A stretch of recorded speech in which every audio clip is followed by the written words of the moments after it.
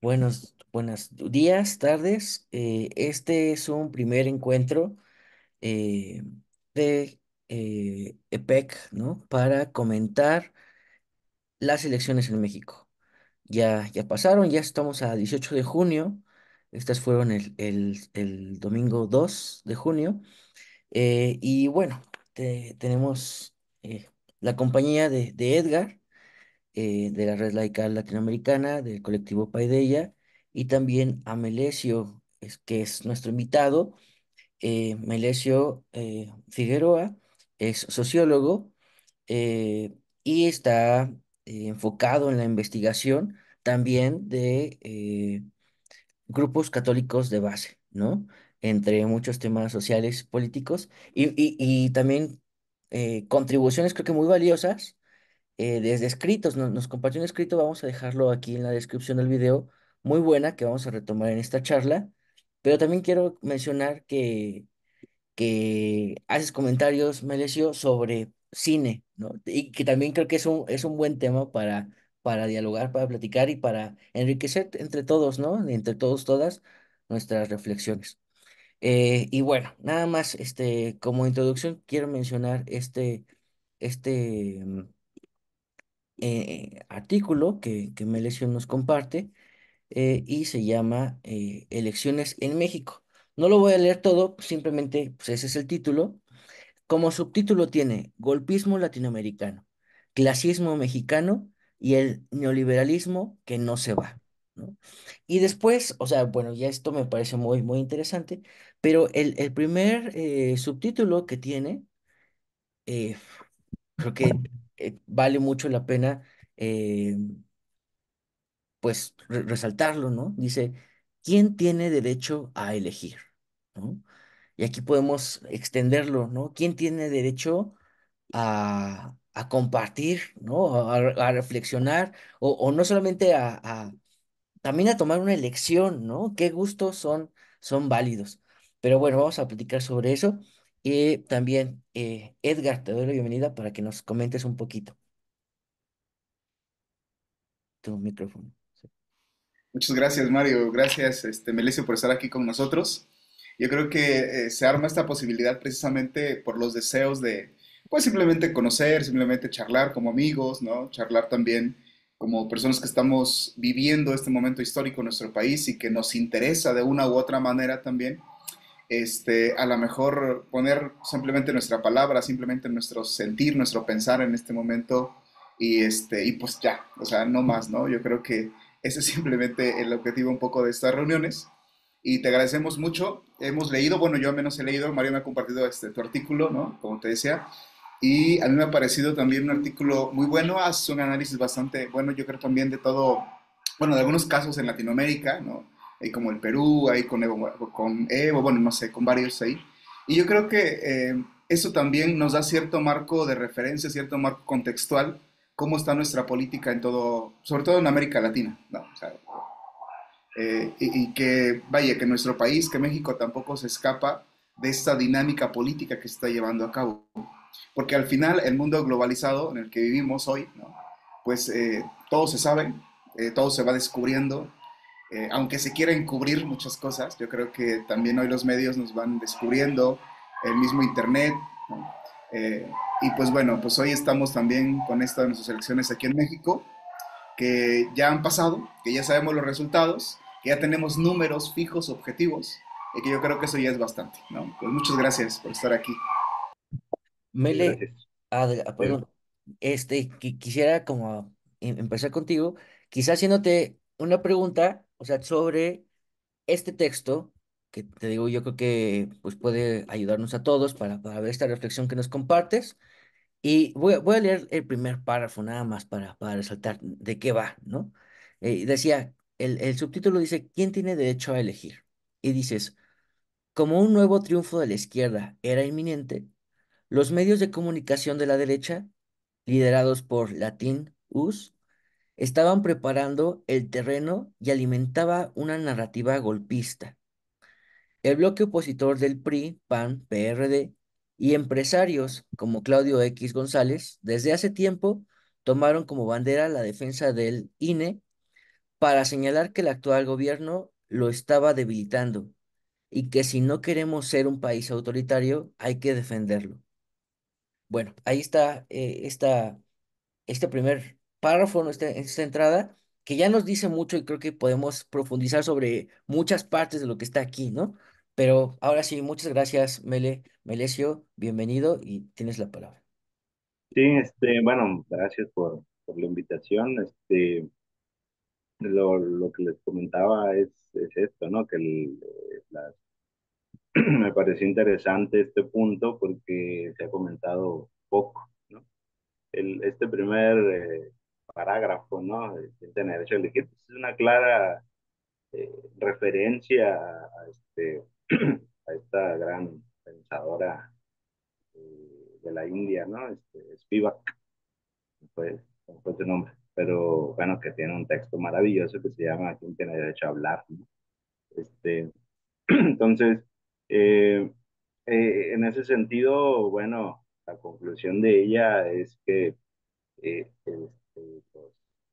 no nada más desde los poderosos, la burguesía, la derecha, como queramos llamarle, no solo hay un silenciamiento en ese sentido, sino que también hay desde la izquierda también hay una apropiación de decir que nosotros hablamos ella utiliza el término subalterno, ¿no? Que nosotros hablamos por los subalternos.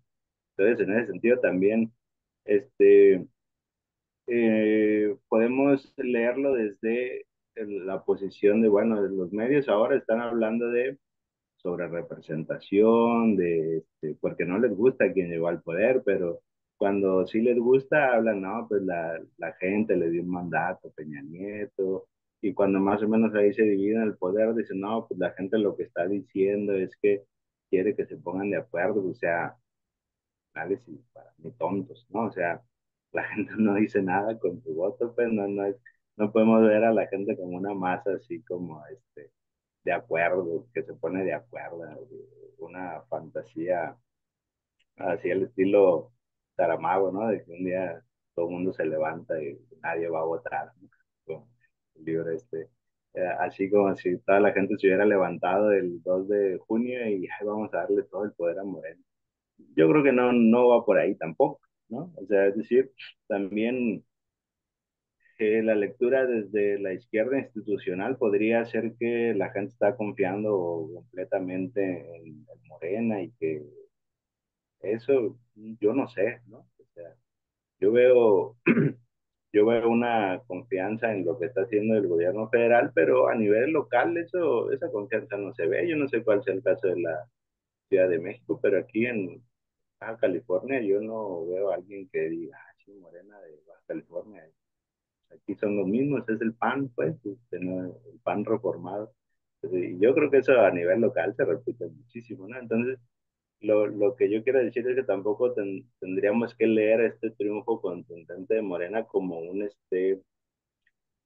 como algo propiamente de Morena, ¿no? O sea, como que Morena se merece estas loas, ¿no? Sino que, bueno, es un presidente que lo hizo bien, aunque la vara no estaba demasiado alta tampoco, ¿no? No es como que tuviera que superar muchos obstáculos, simplemente hacerlo bien, ¿no? Entonces, eh, justamente, bueno, para entrar a la cuestión de la narrativa, pues sí, se intentó esa narrativa de golpista que no es nueva, ¿no? En ningún sentido en América Latina. Incluso, bueno, por hacer un análisis así muy superficial, como siempre que Estados Unidos se busca un enemigo, ¿no? Cuando la Unión Soviética ya no era el enemigo, los comunistas ya no eran amenaza, pues inventaron esto de los narcos, ¿no? De la persecución hacia supuestamente los narcos, ¿no? Por eso ahora también hay algo muy parecido, ¿no? Como tildar al gobierno de López Obrador como narcogobierno, ¿no? En qué cabeza cabe que el PAN se atreva a decir esa cosa, pero es algo que se dice mucho también, por ejemplo, de Venezuela, ¿no? Que es un narcogobierno. Y yo no estoy diciendo que el narco no esté metido ni en México ni en Venezuela, sino que hay muchos otros países que también lo están y no se dice eso, ¿no? Sino que es una narrativa que se utiliza para querer debilitar o querer legitimar en cierto momento una intervención, ¿no? Y lo mismo con el caso de las elecciones, ¿no? Este, querer decir que se quiso debilitar al INE, etcétera, pues es una narrativa que alimenta una posible intervención, ¿no? Lo que se está diciendo también que van a haber elecciones en Venezuela, ¿no? No es el caso de Venezuela, pero también se está diciendo algo parecido, etcétera. Muchas gracias, Mele. Creo que, o sea, eh, amplías más, ¿no? Este primer párrafo, pero creo que desde los elementos que se presentan en este párrafo, eh, podemos decir más, ¿no? O sea, por ejemplo, Edgar y tú, y este primer párrafo mencionaban a los medios, ¿no? O sea, ¿qué podemos decir de los medios? Aquí los mencionas como que los medios de comunicación de la derecha, liderados por Latinos, ¿no? No sé, Latinos. Es también interesante, ¿no? El nombre de este nuevo medio que y también el impacto que ha causado en cierto grupo afín, ¿no?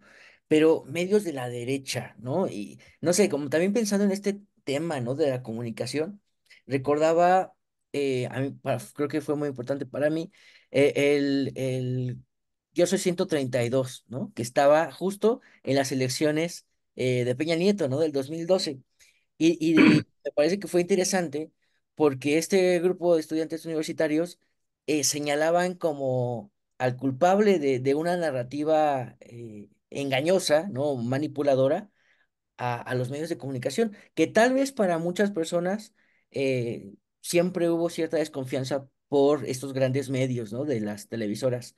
Pero creo que tal vez también para unas mayorías no había una duda, ¿no? Porque esos medios, pues, eran los dueños de las narrativas amplias, ¿no? Y tal vez ahí hubo una primera ruptura.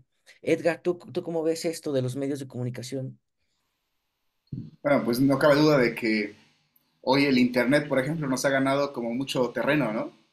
Y ya no solamente pues encendemos la tele, digo yo aquí donde vivo yo ni tele tengo, ¿no? Ahora, ya, en la casa de mis papás, bueno, mi mamá también, pues no tenemos como tele como tal, solamente una en el cuarto de mi hermana, ¿no? Y que es la que ve televisión.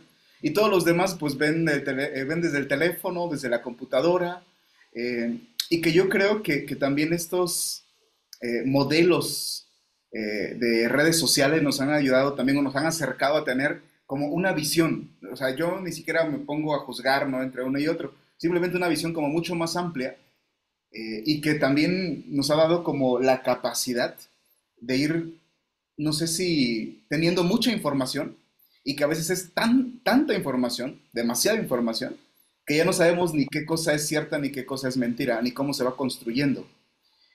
Ahora, yo creo que han cambiado también las maneras en cómo llegarnos, ¿no? O sea, digo, yo veo a mis sobrinos en TikTok, ¿no? Y ahí aparece en los TikTok de latinos, por ejemplo, a mayor, ¿no? O aparece de todo, o sea, al final de cuentas. Y que yo creo que es una manera también que se está hoy llegando como a todas las personas. O sea, al final yo he conocido, por ejemplo, las sierras de Oaxaca por lo que decía Melesio, ¿no? Yo me muevo más en esos ámbitos de las sierras de Oaxaca y todo el mundo pues tiene ya su teléfono con internet. O sea, todos. El último pueblito que hay que llegar caminando, cruzando un río caminando. O sea, tienen su antena de internet y en cada casa tienen su teléfono vaya, o sea, ya no es ahora ni siquiera un privilegio tener internet. Y eso está muy chido, ¿no? Es una necesidad, vaya, que ahora se ha creado como necesidad, ¿no?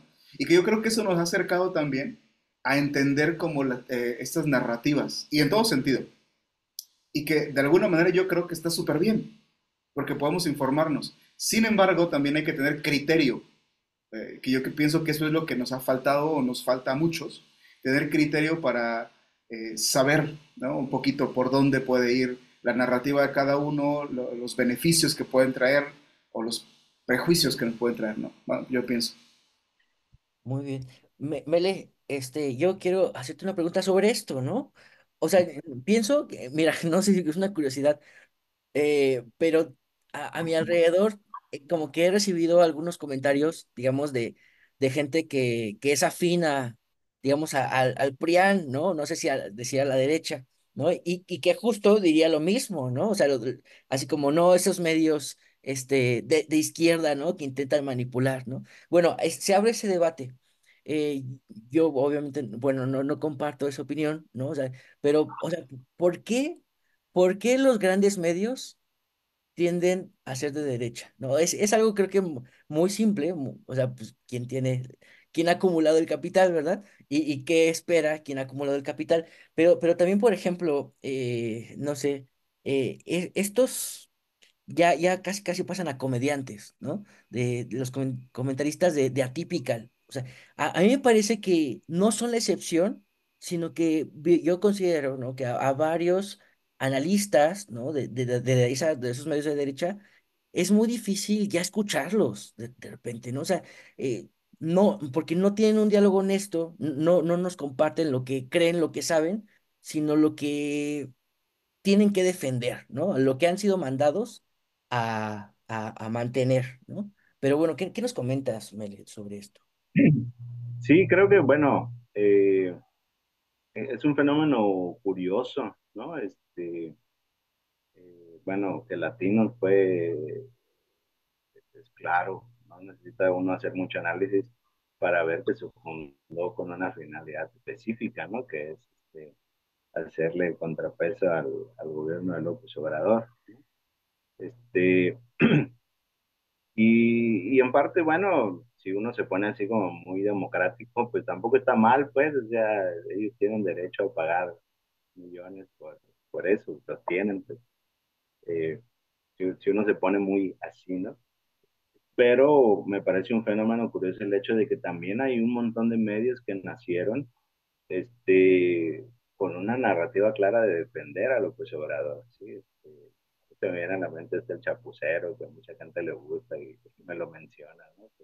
Que ahí se enteran, pues, de las cosas que hace López Obrador. Y está bien también, pero la diferencia es que el Chapucero es un pato en su casa dando noticias y Latinos es evidente que tiene millones inyectados, ¿no? O sea, es decir, aunque tengan una finalidad más parecida, nomás de bandos distintos, no es la misma lógica, pues.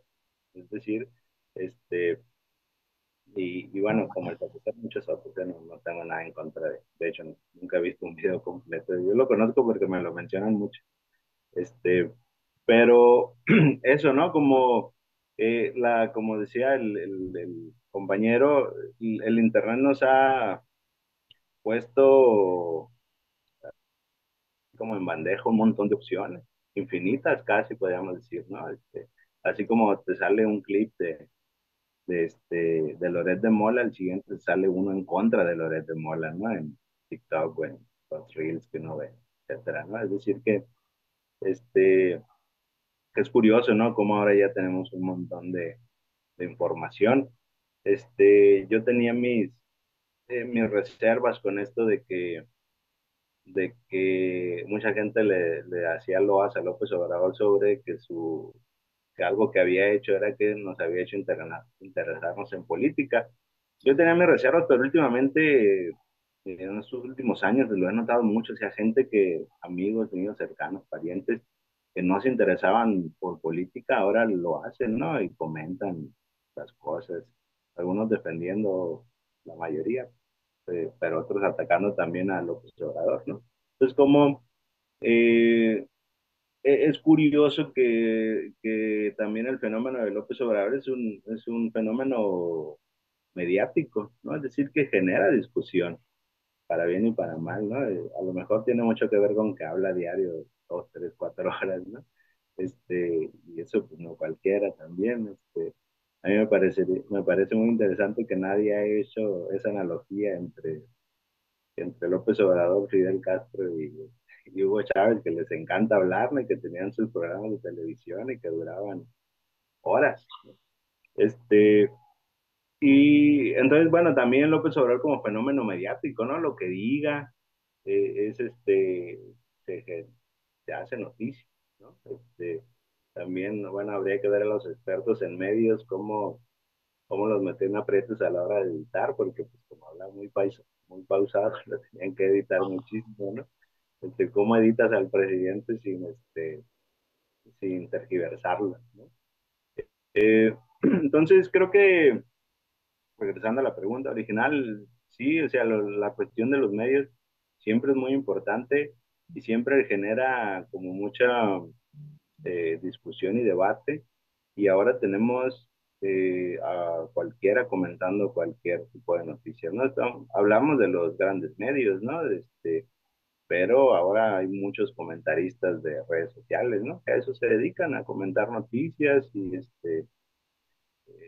etcétera, ¿no? Y bueno, entre estos dos polos de los que hablé, pues hay muchos otros medios que, pues más o menos son serios, ¿no? Es decir, que a veces hablan mal, a veces hablan bien de determinado gobierno. Tenemos en México el caso de la jornada, pero a nivel internacional, la BBC, ¿no? Que juega medio de los dos lados siempre, ¿no? Entonces, bueno, estoy polarizando, ¿no? No nada más hay dos lados, hay mucho más que dos lados. Pero eso, ¿no? Como los medios que siempre van a jugar un papel curioso. Ahora, no soy experto en medios, pero ahora esto del Internet, yo creo que genera un nuevo, ni siquiera nuevos medios, sino nuevas maneras de llegar a la gente que vale la pena ser utilizadas. Oiga, pues yo, perdón, Mario, eh, hablando de esto que decías, Melissa, a mí me surgen dos preguntas que me las han hecho, ¿no? Sinceramente, pues yo no sé ni qué responder a veces, ¿no? Salgo por la tangente. Otras veces, bueno, me pongo a pensar un poquito más. Pero aquí quisiera que, pues no sé si Mario, tú, Melesio, nos podrían responder esto. O sea, hablamos de la derecha. ¿Realmente existe una derecha en México? O sea, digo, PRI, PAN unidos, ¿no? PRI, PAN, PRD. Eh, a mí me parece, ¿no? Que no sé si podemos hablar realmente de una derecha en México. Ahora, eso es una pregunta. Y ahorita por lo que se hace al final, Melesio, que el presidente habla mucho, pues sí, habla mucho, ¿no? Y a muchos nos gusta escucharle, yo puedo escuchar todos los días, ¿no? De vez en cuando me pongo a escucharle ahí alguna cosa interesante, lo que dice, interesante también la expresión, interesante también cómo ha ido su narrativa a través de esos años, ¿no? Que ha estado desde jefe de gobierno aquí en la Ciudad de México. Y hay algunos que me han dicho, oye, pero ¿no crees tú que el presidente es el que ha polarizado realmente nuestro país? ¿No? Es el que ha dividido, es el que ha dicho esta narrativa de polarización y que entonces se toma de él y que se hace todavía mucho más evidente. A lo mejor en las macros estructuras pues no se ve tanto esta polarización, pero por lo que se hace en su momento, Mauricio, entre las familias. O sea, yo tengo familias que están a favor y otros que están en contra y que antes se llevaban muy bien y que ahora no pueden estar ni siquiera en una fiesta juntos, pues no. O sea, a mí me preocupa, sinceramente, ¿no? Porque es mi familia. Y porque ese tipo de polarización política entre ellos, ¿no? O sea, esta pelea política que hay, pues no nos está dejando convivir, vivir como hace unos años, ¿no? Vaya, por ahí yo pongo estas dos cosas sobre la mesa. Yo quiero, Sí, como decir un tema que no, tal vez no podamos continuarlo, pero en esto que dices es muy interesante, ¿no? O sea, justo estas esferas de comunicación que tienen su tendencia muy clara hacia dónde quieren ir, creo que también han creado como públicos que ya son incapaces de dialogar, ¿no? Porque pues están convencidos de que lo que les dicen es eso y lo que dice el otro no es válido, ¿no? Eh, o sea, ¿hasta qué punto eso está bien, ¿no? Considerando que ya hemos dicho, o sea, algunos comunicadores no se guían por una verdad ética, ¿no? Por el bien de la comunicación, como un bien social, ¿no? Eh, pero, por ejemplo, más allá de la política, ¿no? O sea, ¿en qué tiempo vivimos en donde el terraplanismo, ¿no? Gente que cree que la Tierra es plana, está muy presente, ¿no? O sea, yo como que no me termino de convencer cómo es posible, ¿no?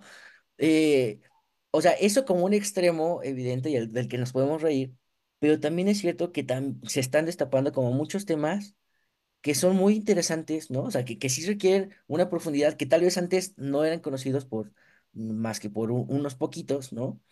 Y bueno, eso ahí lo dejo, pero también lo que tú decías, ¿no? O sea, si hay una derecha, yo creo que también podríamos preguntarnos, o sea, ¿a qué nos referimos con eso, ¿no? ¿A qué nos referimos con derecha o con izquierda?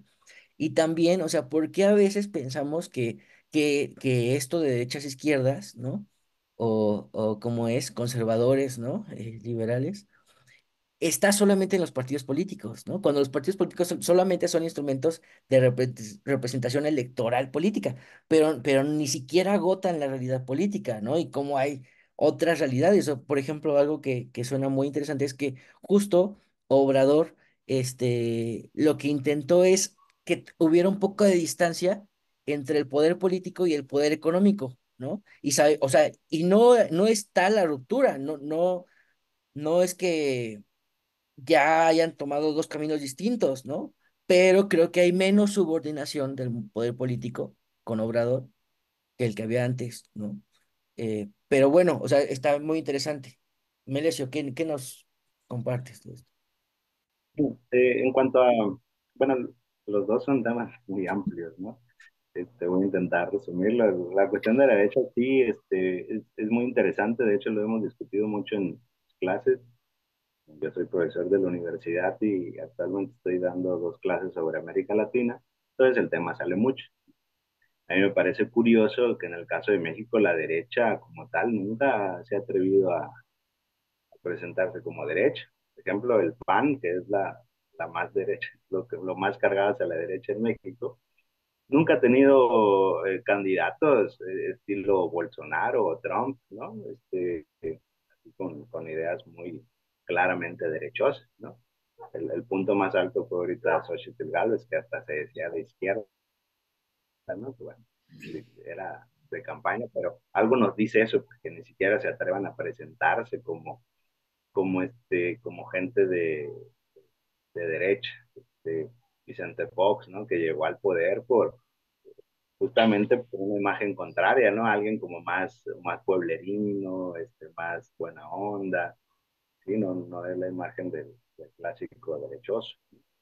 Eh, y entonces a mí me parece curioso que, ajá, que el caso de México diste un poco de otros casos de América Latina en cuanto a pensamiento de derecha.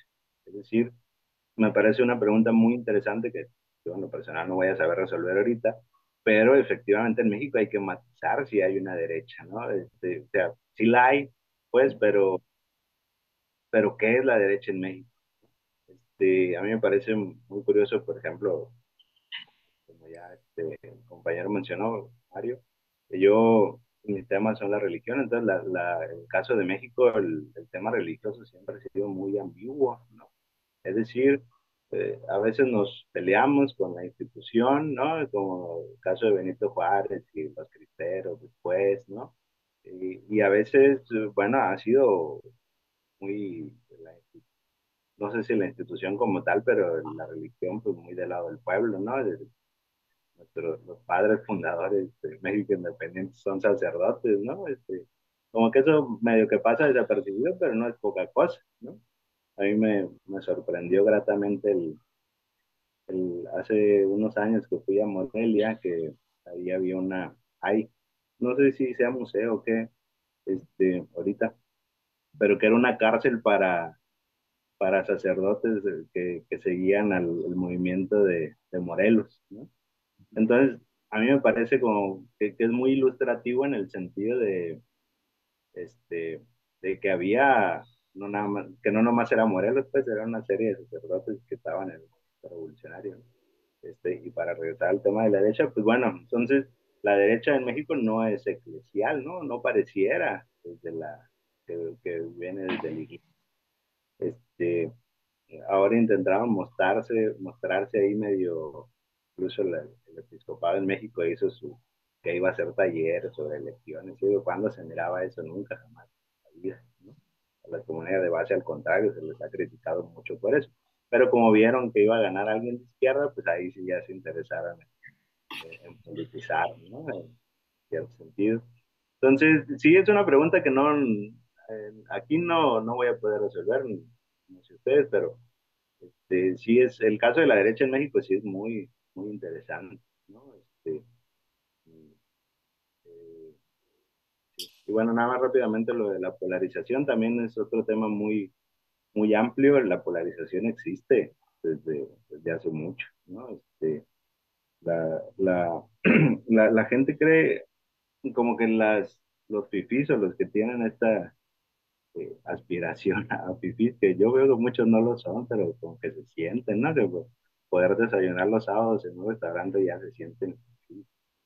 Este, como que sienten que es eso, que a partir de que la gente puede disfrutar un poco más con sus becas o con eso, que está medianamente contenta con los 3,000 pesos que recibe al mes, ya es polarización, ¿no? O sea, hay como que no visualizan este pueblo que se levanta, ustedes que viven en la Ciudad de México, que se levanta a las 4 de la mañana para llegar a las 7 al trabajo, ¿no? Este, los medios de transporte público llenos de gente, pues eso acumula resentimiento, no lo digo en mala onda, lo digo, pues, eso también acumula mucho coraje, ¿no? Pues, como uno vivir para nada, ¿no? Entonces, ahora como que yo creo que no hay más polarización, simplemente como que se hizo más visible una polarización que no era visible antes, ¿sí? Como que ahora que se sienten amenazados los fifís, por usar términos de López Obrador, pues se atreven a ser más clasistas, ¿no? Siempre lo han sido, pero ahora como que se atreven a mostrarlo más y por eso pareciera que hay más polarización. Ahora creo que es un tema muy distinto lo que está pasando en las familias, que también pues va a ser curioso ver cómo se desarrolla eso. Em, a ver, no sé, o sea, quizá creo que en general como que está entrando en crisis, ¿no? La identidad de izquierda y derecha, ¿no? Este, yo pensaba que tal vez el término, en lugar de derecha, de conservadores, puede ayudar a entender, ¿no? O sea, simplemente entender, se quiere conservar un régimen, ¿no? Político, económico, social, ¿no? Que da ventaja a unos sobre otros, ¿no? Y esos unos pues resulta que son una minoría, ¿no? Sobre los otros que somos una mayoría, ¿no? O sea, como pensando igual en la historia de México, o sea, se entiende que la independencia en realidad no fue ninguna ruptura, ¿no? Sino que fue la continuación de que quienes mandaban siguieran mandando, ¿no? Pero bajo otro rostro, ¿no? No sé. Eh, esto, bueno, a ver, es que como que ya tenemos varios temas, ¿no? Eh, y quiero meter otro, pero antes de decirlo, mejor, no sé, Edgar, ¿qué quieres decir sobre esto? No, no, adelante. Yo también ya ahí tengo otro tema que quisiera preguntarle a Melesio, que él es más experto que nosotros, ¿no? En ese tema sobre el papel precisamente de la iglesia, por lo que ya estabas comentando, pues, ¿no? O sea, yo creo que en esos espacios donde nos movemos, Mario, tu servidor Edgar, tú Melesio, pues son espacios eclesiales y que en ningún momento nosotros hemos negado, pues, nuestra procedencia ni nuestra militancia, digamos, ¿no? Dentro de una iglesia y que sin embargo también, pues muchas veces nos hemos atrevido a criticarle también sus maneras, sus formas institucionales, a criticarle también sus silencios, ¿no? Y hoy precisamente en ese tema político, y que yo, no solamente político, sino yo diría incluso social y cultural con lo que está pasando con Morena, con nuestro presidente López Obrador, con este movimiento que se está llevando a cabo en nuestro país, pues cuál ha sido como el papel, ¿no? O sea, ¿qué te dice a ti, Melesio? Tú que eres experto en este tema y que lo has reflexionado seguramente, que lo has puesto sobre la mesa también ahí con los estudiantes. ¿Cómo valoras hoy el papel de la iglesia, pues, ¿no? En este proceso histórico de nuestro país? Pero quisiera comentar el tema. Mario, no sé si... No, pues yo me sumo, o sea, ese era el tema que no quería destapar porque, bueno, ya iremos comentando, pero sí, o sea, justo este video lo subimos en el canal de EPEC, ¿no? Es Espacio Popular Exploración Cristiana, y también, o sea, creo que dentro de nuestras historias y de nuestras batallas hay un posicionamiento, ¿no? Pero de repente con esto que decías me lesionó de que habrá o no derecha. no sé si más bien eran los dueños, ¿no? De la discusión pública y de las opciones políticas, ¿no? Y por eso ni siquiera había necesidad de decirlo, porque todos eran derecha, ¿no? Y esto extendiéndolo también a lo que dice Edgar, ¿no? O sea, como que la iglesia en general, la gran mayoría era de derecha, o así ha querido que parezca, ¿no? Y las izquierdas más bien, o no sé si de izquierdas o decir compromiso social, eran excepciones, ¿no? Excepciones que incluso fueron limitadas, ¿no? Pero en esto creo, o sea, que también es muy interesante, ¿no? O sea, cómo desde la iglesia me parece que sabemos que a veces avanza más lento que otros medios y más cuando nuestro mundo está avanzando tan velozmente, ¿no? Pero creo que dentro de la iglesia también hay como mucho posicionamiento que coincide con un conservadurismo, ¿no? Y creo que eso transparenta más el significado. Pero Mary, ¿tú cómo ves esto? Que te pregunta Edgar. A mí me parece que la iglesia, hablando de institución, ¿no? Católica en México, yo creo que podríamos, desconozco las otras denominaciones, pero yo creo que es algo parecido. Siempre ha sido muy tibia políticamente hablando, es decir, tibia toda la extensión de la palabra. Es decir, si revisamos la historia de la iglesia en América Latina, ha habido momentos muy radicales, puntos muy radicales. El- Nuestro ejemplo máximo es Monseñor Romero, ¿no? Pero más allá de Monseñor Romero, Leonidas Coaño o Don Helder Cámara, ¿no? Que son puntos muy altos de la institución abocada al pueblo. En el caso de México, no hemos tenido picos tan altos, por plantearlo de una manera, a pesar de que hemos tenido obispos muy radicales, ¿no? El caso de Sergio Méndez Arceo a mí me parece que no ha tenido el análisis que merece porque Méndez Arceo, por lo menos discursivamente, era mucho más radical que los que mencioné, ¿no? Y sin embargo, pues sí, sí había un desprecio, sí había un intento de acallar, pero no había una persecución como las hubo con ellos, ¿no? Y el caso de otros, ¿no? Tati Samuel, ahora Raúl Vera, etcétera, que bueno, obviamente no son demasiado queridos, pero por suerte tampoco son demasiado perseguidos como ha habido en otro caso. Entonces, estos ejemplos que utilizas es como para decir que la iglesia en México, la institución siempre ha sido muy tibia, ¿no? Tibia, o sea, no impulsa una iglesia popular, una iglesia de los pobres, pero tampoco está demasiado interesada en perseguirla, ¿no? Hace sus intentos de acallar los años 80, el proceso que vivió con Juan Pablo II de intentar no nada más a las comunidades de base de la Teología de la Liberación, todo lo que oliera más o menos progresismo en la iglesia, intentó acallarlo. Aquí en México lo sufrimos bastante, ¿no? Pero bueno, procesos muy institucionales, a decir verdad, ¿no? No quiero que se entienda como que le estoy lavando la cara a la iglesia, al episcopado mexicano, más bien al contrario, como que políticamente nunca se posicionan, ¿no? Incluso esta vez que intentaron hacer ahí supuestamente este, sus talleres sobre política. Como, yo siento como que lo dejaron a medias porque no aguantaron la crítica social, ¿no? No le dieron como ellos quisieran haberle dado, porque son políticamente muy tibios. Ahí yo veo también algunos intentos, este, de uno y de otro lado que son como que no terminan de jalarnos. Ahora, a partir de eso, pues tenemos matices, ¿no? Las comunidades de base en Chiapas, en Tabasco, este, son que siempre han trabajado y nunca han dejado de trabajar, que están del lado de los pobres, eso es innegable, ¿no? Y un montón eh, de iglesia invisibilizada, ¿no? Porque invisibilizada en el sentido de que no es visible porque trabajan hasta abajo, ¿no? En el mejor sentido de la palabra, ¿no? Con los pobres, con los desamparados en las comunidades, ¿no? Entonces, bueno, es un tema complejo, ciertamente.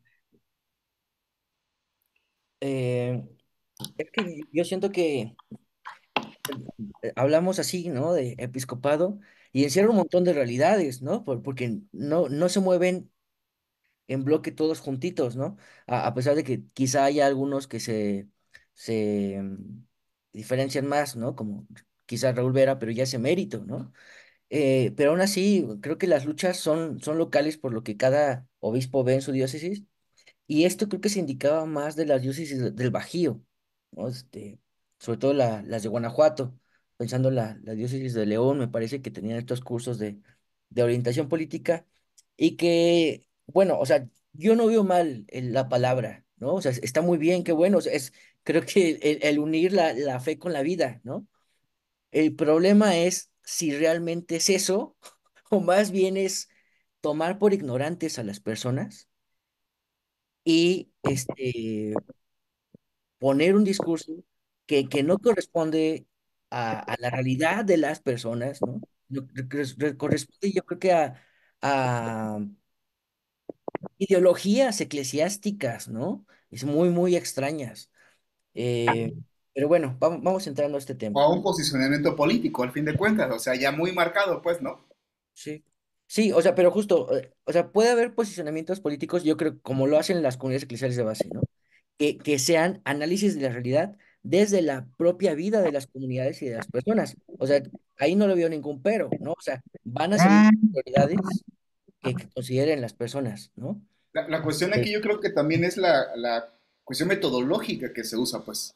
Ajá. O sea, porque puede ser como muy deductiva. Yo he escuchado estos cursos precisamente, ¿no? Un amigo mío, párroco, se inventó alguna cosa así porque pues ni siquiera buscó nada, nada, ¿no? Se inventó una cosa así. Y entonces él, muy deductivamente, pues, ¿no? O sea, esto es lo que dice el catecismo de la iglesia y la doctrina social, que quién sabe si lo decía, ¿no? Y entonces esto hay que defender y punto, se acabó, ¿no? Entonces, no había otra opción, no había ni siquiera, oye, ustedes cómo ven, qué piensan, qué están viviendo, cómo están sintiendo este proceso, ¿no? O sea, nada, pues, ¿no? Más bien era la narrativa, más bien era la doctrina, ¿no? Segura, y a partir de ahí, pues, era toda la construcción de discurso, ¿no? Y de la acción que pedía a su comunidad después, ¿no? Claro, o sea, bueno, miren, yo no sé, pero a mí se me hace muy curioso cómo la institucionalidad de la iglesia, de las primeras cosas que quiere defender o promover, es la libertad religiosa, ¿no? O sea, yo no sé, o sea, yo pensaría América Latina, desigualdad, ¿no? Integración social, económica, cultural, en fin, ¿no? O sea, ese tema, ¿a quién le importa realmente, ¿no? O a quién afecta, o qué interés está intentando decir, ¿no? Pero bueno, fuera de eso, quería mencionar, por ejemplo, me parece que hay una identificación clara, histórica del PAN con el catolicismo, con la jerarquía católica, ¿no? Y me parece que también apareció otra vez en Xóchitl, con Xóchitl Gálvez, pero quiero mencionar otra cosa, o sea, había creo que dos relaciones que jalaba Xóchitl para su campaña. Una era esta defensa de la vida, ¿no? E incluso ataque a Claudia por ser judía, ¿no? Como si le dijo eso al Papa cuando lo fue a visitar, ¿no? O sea, como teniendo que rendir cuentas, ¿no? Porque, o sea, tú ni crees en Dios, le decía en el debate, me parece, ¿no? Bueno, ese lado como religioso. Pero también otro muy interesante, muy radical también, que Xóchitl defendía porque me parece que hacía un paralelismo con los valores que está defendiendo el anarcocapitalismo de Milei, ¿no? Y aquí que se juntaba con estas posiciones, o sea, felicitar a Milei por haber ganado, ¿no? Y también, digamos, el juntar el patrocinio de Ricardo Salinas Pliego, dueño de una televisora, también con los valores de Milei, ¿no? Y muy interesante porque Milei también en Argentina, a pesar de que no coincide absolutamente nada con la doctrina del Papa, también en Argentina se buscó la identificación con grupos de derecha católicos, ¿no? O grupos de derecha mm, cristianos, ¿no? Entonces, eso también, ¿qué nos dices, Meli? Sí, a mí me parece muy, curioso, ¿no? Que también hablar de que a pesar de los intentos de Xochitl y bueno, seguramente por mandato del PRIAN, de denostar a Claudia por su eh, judaísmo o por su ateísmo declarado, eso no haya hecho, ¿no?, eco en la población, ¿no? O sea, como que ahí también es claro que, bueno, a pesar de que vivimos en una sociedad católica todavía en su mayoría, muy creyente, diría yo, este, sí hay una clara, como no hay una identificación entre política y religión, ¿no? No, la gente en México sería impensable esto que ocurre en Estados Unidos, porque lo dicen su moneda, ¿no? En God the Truth y todo eso, ¿no? A la gente en México no es que no le importe Dios, sino que eso para ellos no, para nosotros pues no hay un paralelismo, este, como ha ocurrido, por ejemplo, yo sé que en Brasil también hay una derecha muy religiosizada, no sé cómo decirlo, muy religiosa, pues, este, y entonces también nos habla mucho de la percepción política que hay en México. En otros casos ha habido lo contrario, ¿no? Yo recuerdo el caso de Paraguay, ¿no? Donde Lugo, pues, era un exobispo que llegó a ser presidente, después lo depusieron, y ahorita creo que otra vez es diputado, algo así, ¿no?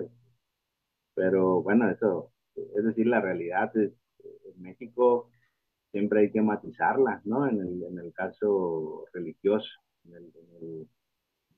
mí me parece también curioso el caso de Milei, escribí algo también sobre sus dichos contra el Papa, ¿no? Que decía, llegó a decir que era el demonio.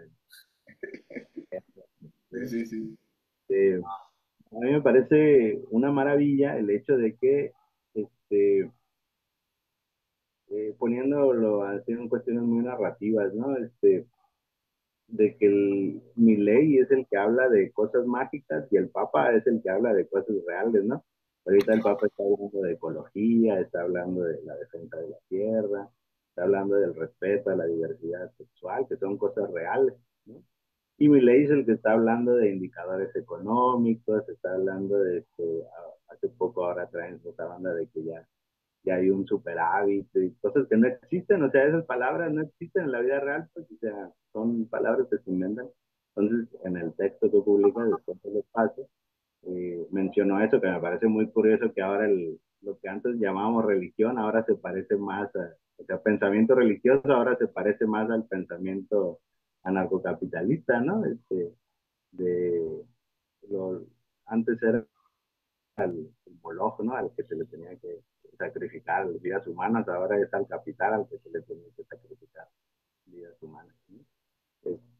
Entonces, me parece cuando menos curioso esa cuestión. Fíjate que ahora que dices esto de que hay que matizar nuestra realidad de México, o sea, y es real. Y también es real que, vaya, la población, ¿no? Nuestras comunidades, no solo las grandes ciudades, ¿no? Sino nuestras comunidades rurales, pues ya no estamos en los años 70, ¿no? Donde habría que decirles tachen aquí porque es el color de la bandera, ¿no?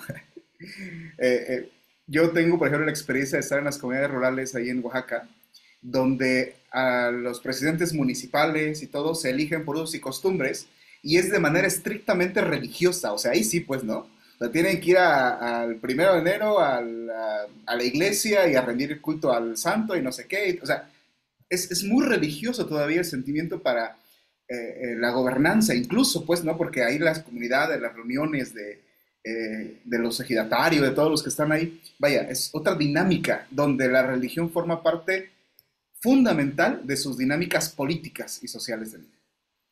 Y sin embargo, esto no lo llevan a estos niveles, pues, ¿no? O sea, por lo que deseamos, porque si lo llevaran, pues dijeran, pues vamos a votar por Xochitl, que fue a ver al Papa y que estuvo muy bonito y saca su rosario, pues, ¿no? O sea, no lo llevan a estos niveles. Y tampoco lo llevan a los niveles estatales, ¿no? Digo, y entonces eso nos indica, yo creo también, el grado ya de una madurez política que pueden tener también pues nuestras comunidades, nuestros pueblos, nosotros mismos, ¿no? Quienes estamos hablando de esto, nuestros abuelos también, o sea, al final de cuentas, yo creo por ahí. Yo quiero decir que, o sea, que yo veo lo contrario en la institución. O sea, como que en la institución católica, ¿no? La jerarquía, los grupos, no hay esa madurez, ¿no? O sea, como que todo se descifra justo desde estos criterios que siempre han existido, ¿no? Lo que dice el obispo, lo que dice el padrecito, y no sé, a mí sí se me hace, o sea, pues peligroso, ¿no? O sea, por ejemplo, que exista Verástegui, ¿no? Este político, o sea, que yo lo veo haciendo campaña rezando el rosario, ¿no? O sea, que se va ahí al Vaticano, que quiere sacarse foto, y también, muy interesante, porque es muy cercano no solamente a Milei, sino a Trump, a Bolsonaro y a toda la derecha internacional, ¿no? Les voy a decir, o sea, sí hay redes de derecha de este tipo en la institución y que hacen campaña dentro de la institución a favor de estas líneas, ¿no? O sea, a mí me ha tocado toparme con presbíteros que lo dicen así claramente, ¿no? O sea, pero también muy interesante, o sea, cómo a pesar de quizá estos pequeños grupos que sí tienen clara campaña por la derecha, por ahí decía un comentarista, con la derrota de Xochitl también hubo una derrota de los obispos, ¿no? No, una derrota parcial, porque creo que también su posicionamiento fue en general muy tibio, como dice Melesio, pero no sabemos qué pueda venir, ¿no? O sea, creo que en Xochitl sí hubo esto en el debate, en varios lugares, ¿no? Pues, o sea, también es interesante también hablar, o sea, como el estado general de los partidos políticos que hoy no tienen rumbo, ¿no? O sea, Morena, mm, dicen, todavía ni siquiera es un partido, es más un movimiento y sabiendo que no ha ido solamente por una línea, sino que se ha ampliado, ¿no? Justo para administrar el poder que le ha tocado, ¿no? Em, y los otros, justo el PRD desaparece, ¿no? El PRI y el PAN pierden identidad justo por su alianza, ¿no? Y los nuevos partidos que se vendrán, ¿no? Eh, pero también quería mencionar, por ejemplo, y también como un espacio, este diálogo yo creo que puede ayudar a quizá personas cercanas que vivieron quizá hasta con angustia esta temporada, ¿no? Porque había campañas en WhatsApp, ¿no? Que hablaban intentando meter miedo a las personas por el miedo de la llegada del comunismo y, por ejemplo, que se iban a cerrar los templos, que se iba a cerrar la basílica, en fin, ¿no? Todo esto. O sea, creo que a mí me parece que no podemos ser cómplices con silencio de estas violencias, ¿no? Manipuladoras, que engañan. Melek, ¿cómo ves esto? Sí, es importante lo que mencionas.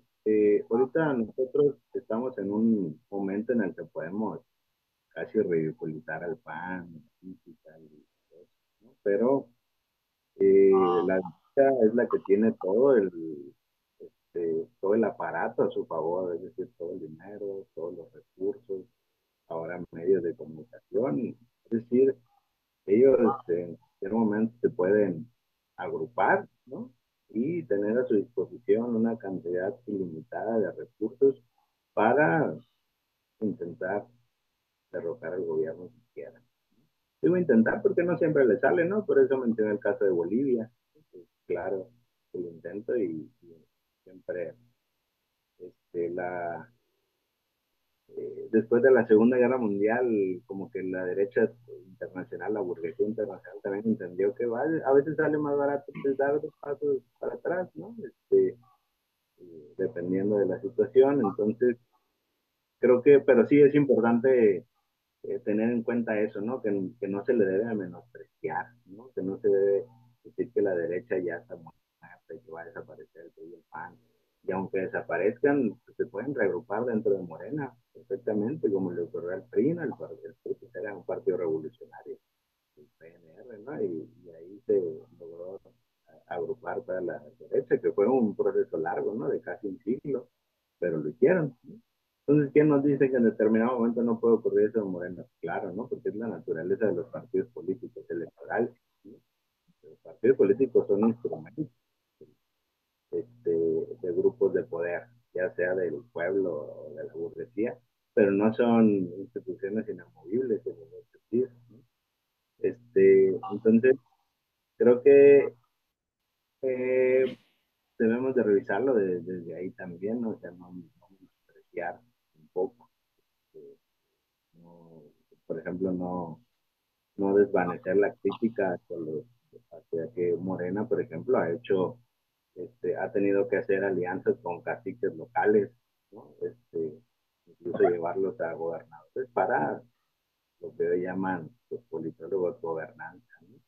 Sí, eso lo tuvo que hacer López Obrador, ¿no? Llegar a con es decir, es un reagrupamiento de la Universidad Nacional. Hay algunos que no les tocó nada, por eso se enojaron, pero en general, ni López Obrador ni Morena tienen ganas de pelear con la burguesía. Siempre me pareció como muy exagerado, o sea, de que López Obrador es comunista y que no debe llevar al comunismo y todo eso. No, realmente así que digas también súper radical que es el gobierno, pues no. O sea, en el plano económico, no mucho, la verdad. Como lo digo también ahí en el texto. Pero que mencionaste otra cosa y ya se me olvidó, pero bueno, ahorita vuelvo a explicar. Edgar, ¿tú cómo ves esto? Pues un poquito lo que yo te decía y lo que decía Melissa, yo creo que primero poner como el énfasis en que pues es un proceso, ¿no? Y es un movimiento también que está marcando, pues yo creo que hitos muy importantes dentro del mismo proceso histórico de nuestro país. No podemos negar, ¿no?, que estamos viviendo una transición histórica en muchos sentidos, ¿no? O sea, en muchos sentidos, por lo que ya decías, incluso por ahí, en la cuestión política y económica, por ejemplo, ¿no? En estos movimientos que se están armando, o sea, me pongo a pensar, por ejemplo, incluso en este movimiento rosa, ¿no? Que está saliendo, o sea, que se están evidenciando lo que decía Melesio hace un rato, evidenciando algunas cosas, y lo que tú dices, Mario, también, que no eran necesarias evidenciarlas hace algunos años, ¿no? O por lo menos no eran visibles, que ahí estaban como fantasmas, pero que se han visibilizado. Y que yo creo que eso es bueno, o sea, al final de cuentas, porque nos dan la capacidad de ver también otros horizontes de otras maneras, y nos dan también la capacidad de decir, entender un poco, ¿no?, en retrospectiva lo que ha pasado, y poder tomar pues decisiones, ¿no?, en el país, y vaya, yo creo que es importante lo que está pasando. Y que lo que yo regreso a lo que decían al principio, que muchos estemos hablando de eso, que a lo mejor no somos expertos, yo creo que ya es ganancia. Y es un gran paso también dentro del propio proceso de nuestro país de despertar un poco en ese sentido. Sí, bueno, la verdad yo siento que, bueno, no sé, o sea, como ni siquiera quiero mencionar a López Obrador, porque él ya va de salida, ¿no?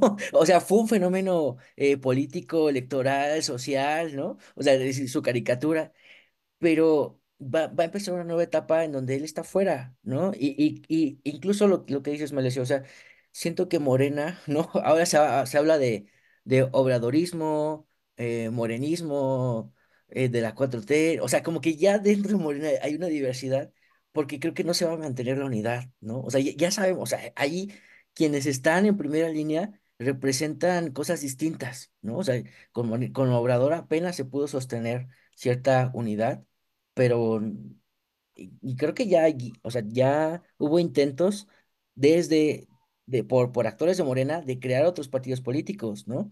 Entonces, esto se me parece que estamos ante una realidad temporal, ¿no?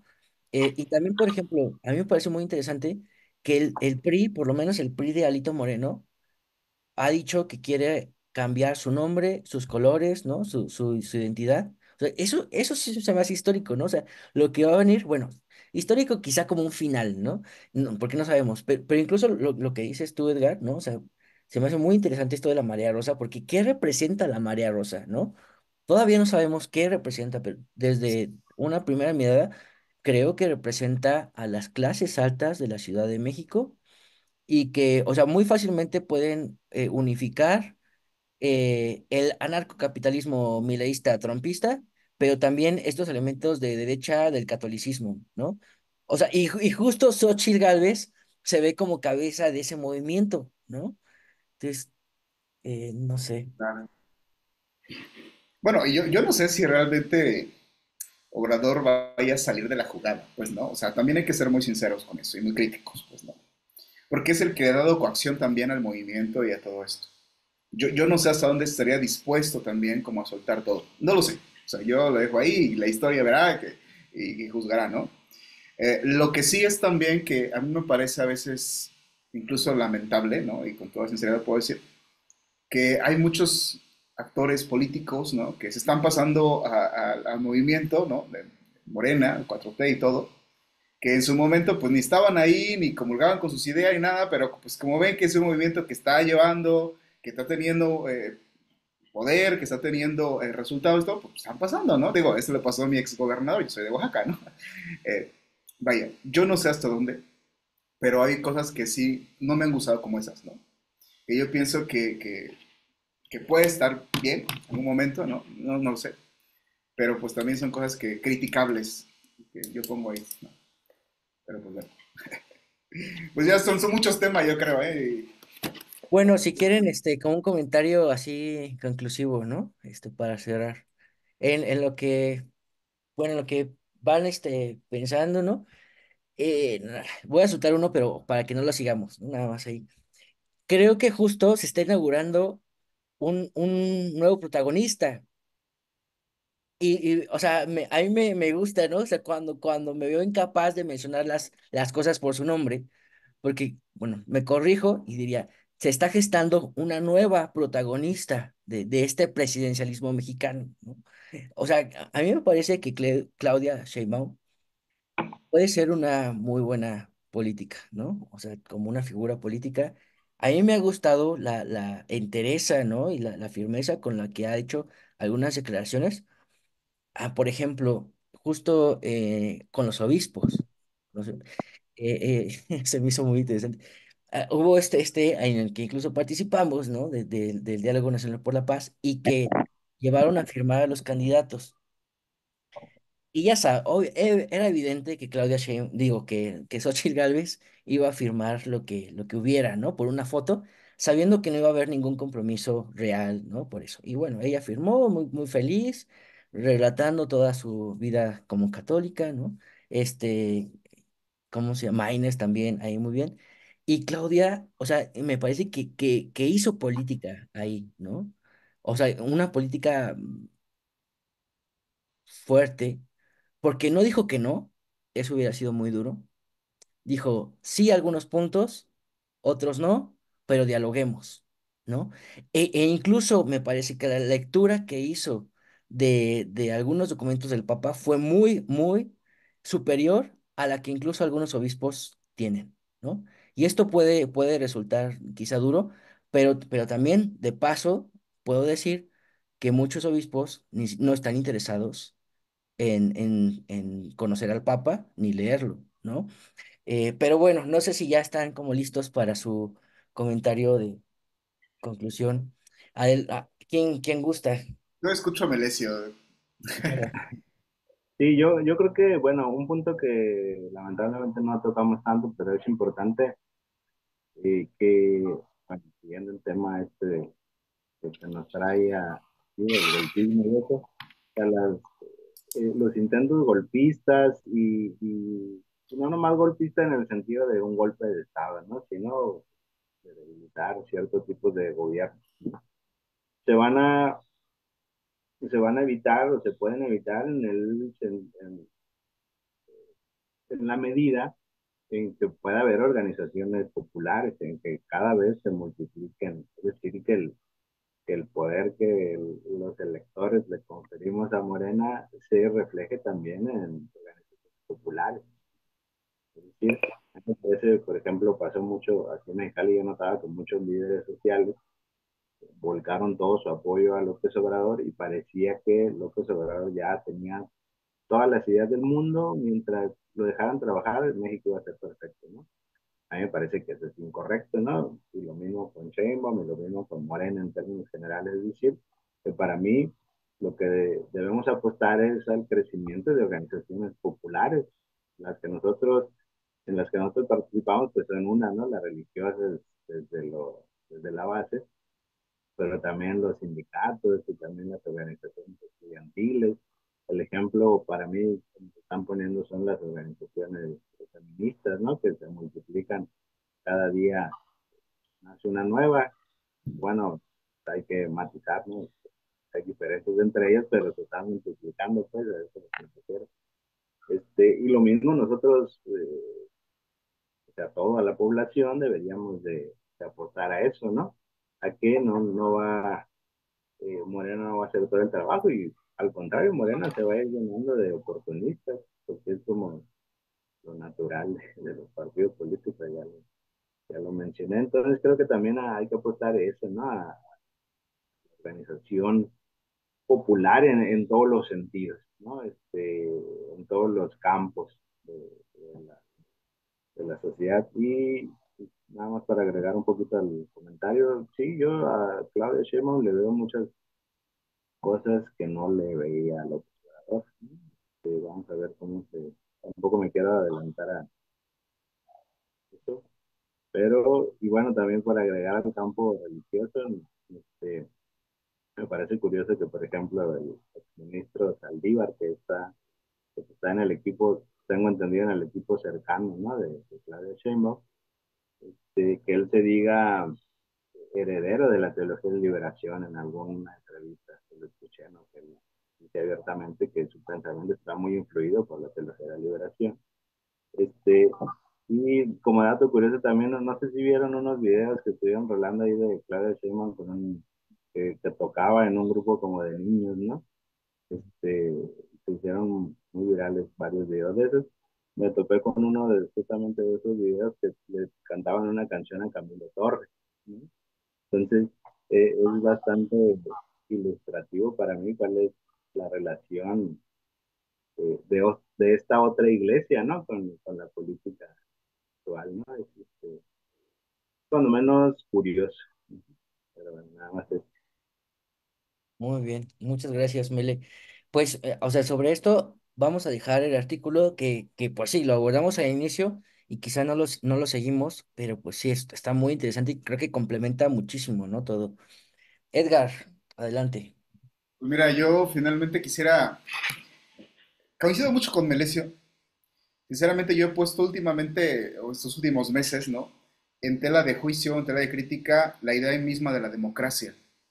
O sea, porque muchos pensamos, o yo también lo pensaba, ¿no? Hace algunos meses, que a lo mejor puede ser la solución. Cuando me doy cuenta y digo, bueno, a ver, pero ¿por qué solamente ya lo pongo como que la puede ser la única solución? A lo mejor no es la solución, ¿no? A lo mejor es el problema, no lo sé, ¿verdad? Y entonces yo decía, bueno, entonces ¿a qué apostarle? Precisamente en esos meses estaba en la Sierra de Oaxaca y decía, pues a las comunidades, a los sectores populares, ¿no? A las pequeñas organizaciones. O sea, al final de cuentas, yo veía su dinámica política, social, cultural, religiosa de esas comunidades pequeñas, ¿no? O sea, municipios pequeños, Oaxaca tiene 500 municipios y hay unos que son bien pequeñitos, ¿no? Comunidades bien pequeñitas que han crecido mucho, ¿no? Y que, vaya, tienen una manera de gobernarse muy distinta. Yo decía, yo creo que por aquí puede venir la solución. Y no precisamente la solución tenga que funcionarnos a todos y a todo, ¿no? Universal. Simplemente por comunidades, simplemente por eso que sean nuestros amigos zapatistas, ¿no? Un mundo donde quepan todos los mundos posibles, al final de cuentas. Entonces yo creo que por ahí puede ir, ¿no? Yo sí critico un poco incluso la idea de democracia, pensando que no puede ser la única solución. Que le hemos dado, pues ahí está, pero que podemos, yo creo que ir creando desde otros horizontes, de otras perspectivas, ¿no? Por ahí. Sí, yo quiero, o sea, como quizá advertir del riesgo que está en eso. O sea, coincido, ¿no? Coincido lo digo, ¿qué creemos que es democracia? ¿No? O sea, esto de que nuestros sueños no acaban en sus urnas, me parece muy bien porque hay sueños muy diversos y muy amplios, ¿no? Creo que en sí mismo sí es de celebrarse que exista esa participación, ¿no? Pero tiene que extenderse más, ¿no? Pensaba en una definición de poder que da una amiga sobre el pensamiento de Hannah Arendt y decía que para Arendt el poder no es obligar a otro a que haga una cosa, ¿no? Eso no es poder. El poder lo definía como la capacidad de articularse entre varios, ¿no? O sea, el poder es la organización comunitaria, ¿no? Entonces, se me hace muy bonito, o sea, pensar la democracia como el poder del pueblo, sabiendo que es la capacidad de las personas, ¿no? De tener un plan común, ¿no? De pensar en el bien común. Y menciono esto, ¿no? Se me hace muy peligroso un poquito lo que decías, Edgar, porque creo que hay una derecha muy astuta, ¿no? Que está muy cómoda, ¿no? Por ejemplo, vamos a decirlo, eh, eh, me parece Castañeda, ¿no? Que fue funcionario de Fox y comentarista en Foro TV, me parece. Decía que si en Tabasco el 80% iba a votar por Obrador, mejor que no votaran, ¿no? Y que mejor que no votaran ni Tabasco, ni Oaxaca, ni Guerrero, porque iban a votar por Obrador. O sea, también se esconde detrás de criticar la democracia este tipo de que tiranías, ¿no? Y de exclusiones, ¿no? Eh, tremendamente racistas y clasistas, ¿no? Otra vez vuelvo a decir, ¿no? Cuidado porque la María Rosa no sabemos qué tanto pueda representar eso, ¿no? O sea, alineándose con un bolsonarismo que está liderado por Bolsonaro, que era un militar, ¿no? Entonces ahí está muy, muy, muy peligroso. Pero bueno, yo creo que ha sido una muy buena charla, la hemos pasado bien, y creo que pues va dirigida para esas personas, ¿no? Que estén interesadas en escuchar, pues estos argumentos, estas experiencias, y de tener más claridad, ¿no? En nuestro presente político. Bueno, pues muchísimas gracias, Edgar, y muchas gracias, Melesio. Saludos. Mario, gracias, Nos Melesio. vemos pronto.